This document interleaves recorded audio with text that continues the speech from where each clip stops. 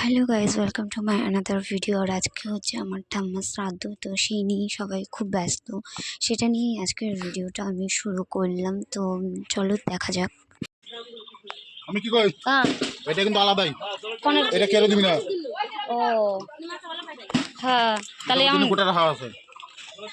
তো একদিকে মাছটা ধোয়া হচ্ছিল, আর এদিকে কিন্তু ঠাম্মার সাথে যা খাওয়ানো হবে, ঠাম্মাকে খাবার দেওয়া হবে, সেই পিঠা এবং বড়া, চপ এগুলো ভাজা হচ্ছিল।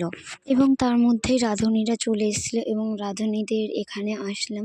তো ওনারা কড়াই বসিয়ে দিয়েছে এবং গ্যাসে রেডি করছিল। বাবাও সব জিনিসপত্র আস্তে আস্তে এনে দিচ্ছিল, যেহেতু রান্না বসাতে হবে তাড়াতাড়ি। আর এদিকে মা আর পিসি চলে এসেছিলো, যেহেতু রান্না বসাবে তার আগে একটুখানি ঠাকুর প্রণাম এবং ধূপবাতি দেখাতে হয়, যা আর কি রিচুয়াল আমার ঠিক জানা নেই, তো আমি সেটাকেও কিছুটা ক্যাপচার করেছি।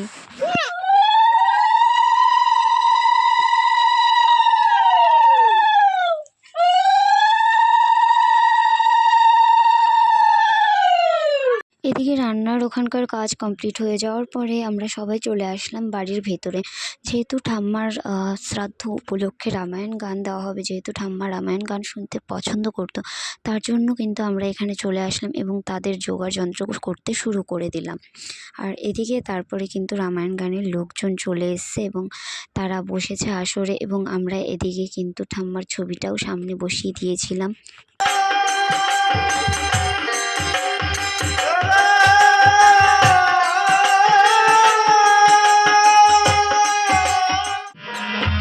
একটি মানে তিনজনের প্রাণ সংহার করেছে, কারণ ওই বানা খাতে এই সরোবরের তীরে আমার প্রাণ প্রিয়। আর আমাকে বিভাগে আমার অন্ধতা মাতা তারা প্রাণ ত্যাগ করল। কেন মহারাজ, আমি তো কোনো অপরাধ করিনি, অন্যায় করিনি।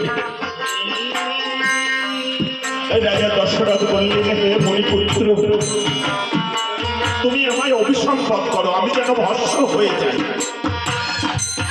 কারণ আমি যদি ভস্ম হয়ে যাই, তোমার এই দুঃখটা আমাকে দর্শন করতে হবে।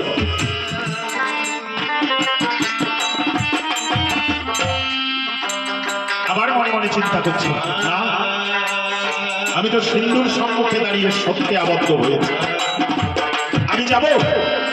কারণ সত্য ভঙ্গের অপরাধে আমি নরকে যেতে পারবো না। তাতে যদি মুনি আমাকে অভিসম্পদ করে ভস্ম করে দেয়, আমার কিন্তু দুঃখ, আমি যাবো এই মনস্থ করি। ওই সিন্ধুর ভিতর দেহখানায় স্কন্ধে ধারণ করে অন্য হস্তে জলের পাত্রটি নিয়ে ওই বনের মধ্য দিয়ে ছুটে চলেছে অন্ধমণির কুটিরের বাড়ি। আমি কিছুটা রামায়ণ গানের পার্টও এখানে তুলে দেখিয়েছি এবং তাদেরকে একটুখানি মালা পরিয়ে দিয়েছিলাম, সেটাও তোমাদের সাথে তুলে দিয়েছি। তারপরেই কিন্তু চলে এসেছি ঘরের ভেতর দিকে, এবং এখন হলো ঠাম্মাকে খাবার দিতে হবে, তাই খাবার নিয়ে কিন্তু বাবার সাথে আমরা সবাই মিলে যাচ্ছি। বাবা আগে যাচ্ছিল আর আমরা পেছন পেছন। তো প্রথমত ঠাম্মাকে খাবার খেতে দেবে, তারপরে কিন্তু আমাদের খাওয়া দাওয়ার জন্য শুরু হবে। আর আমাদের তো আরও অনেক লেট আছে। বাবা আশেপাশে কোনো দিকে তাকাবে না, সোজা রেখেই চলে যেতে হবে, পেছনে তাকানো যাবে না। হ্যাঁ, ভালো করে দিও, আস্তে আস্তে আস্তে আস্তে আস্তে। ওই থালাটা নিয়ে টানি না মা, বাবা ধরুক, তুমি টানো।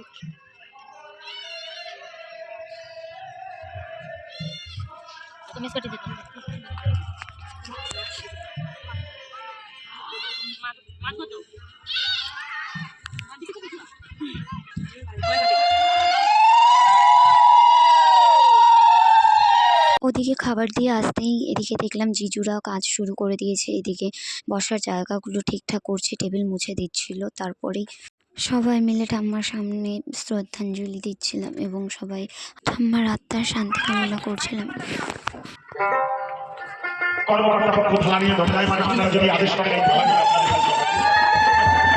আদেশ দিলেন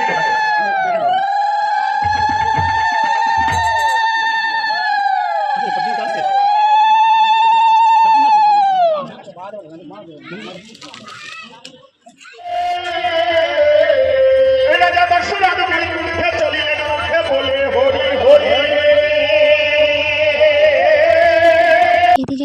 শেষ পর্বে চলে এসেছিলো এবং মাকে দিয়েছিল চামড় দিয়ে সবাইকে দিতে। তো তারপরে আমাদের গান শেষ হয়ে যায় এবং তারপরেই বসিয়ে দিই খাবার খেতে। এবং যেহেতু আমাদের সেরকম পরিবেশন করানোর জন্য ক্যাটারিং ডাকা হয়নি, তাই নিজেরাই খেতে দিতে বসে গিয়েছিলাম। তো এদিকে আরও ভেতরে যারা নিরামিষ খাবে, যেহেতু সোমবার অনেকেই নিরামিষ খায়, তাই ভেতরে নিরামিষ এবং বাইরে আমিষের ব্যবস্থা করা হয়েছিল।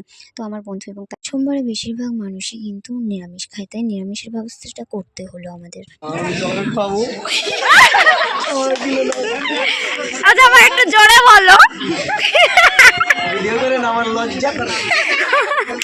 না পরে ভিডিও বানাই না কোনোদিনও। এই তো বানানো হয়ে গেল। হাঁক করে না, হাঁকবে তো কালকে মনে হয়। সাথে একটা ক্লিপ বাবু কুকুর দাঁড়াও।